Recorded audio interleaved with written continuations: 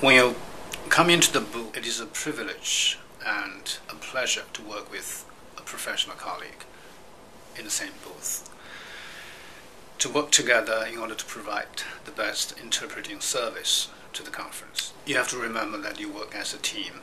You must show professional respect for your booth partner. Together with your booth mates, set the ground rules before the conference begins. This way you will avoid misunderstanding and additional stress. For example, certain colleagues prefer to be alone in the booth when they work.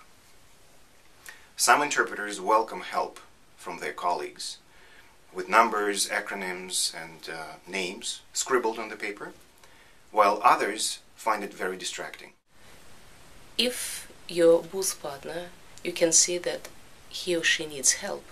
Maybe someone talks at a very high speed and just rattles out, spits out all the numbers. You can maybe help by writing down the numbers. Sometimes an unexpected term will come up again and again, so look it up.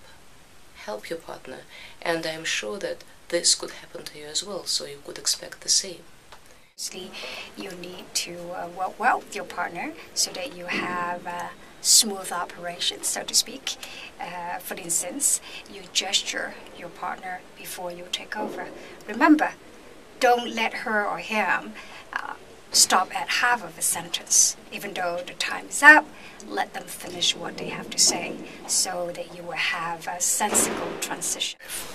Anything in the booth will be going out through the microphone, whether you are working or not working. There are things that you, as a professional interpreter, have to bear in mind not to do.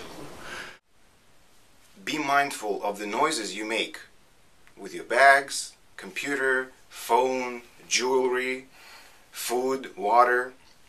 If you must say something that your audience shouldn't hear, turn off your mic. Do not trust the cough button or the mute button on your console. Do your best to avoid verbal crutches, such as These word fillers are very annoying. Not to create any extraneous sounds like ruffling papers loudly or moving the chair or pouring water with ice cubes. Also, being very careful not to introduce extraneous odors like heavily spiced foods, which can also distract from the work we're doing. Typing might be very, very distracting.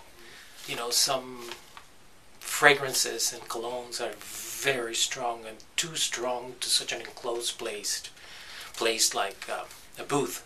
So if you really need to wear a perfume or something, use it sparingly. Number one, avoid speaking too close to the microphone because some of the sounds like a P might sound too strong and it hurts a person's ear. Do not slam the door when you enter or leave the booth because it bothers both your colleague and the public.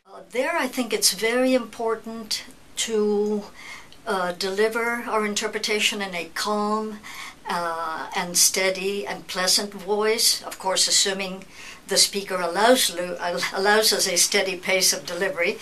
And it's also important not to draw attention to ourselves, not to add emphasis or unwarranted emotions, but to be almost like a subtitle in a foreign film.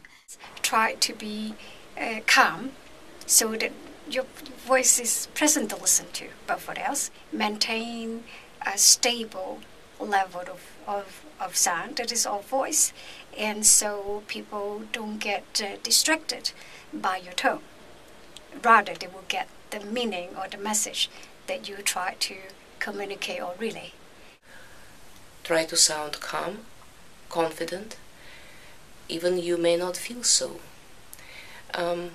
Another issue I could recommend, usually voices that are lower in pitch are easier to listen to.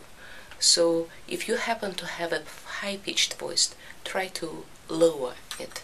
Some colleagues tend to yell on the microphone because their volume at the headsets is so loud that they cannot hear themselves, and then they tend to speak too loud on the microphone. All this has a very simple solution, which is something that I do. After 30 years of interpreting, I still do it. I record myself, and I tape myself, say, twice a day, and check my delivery.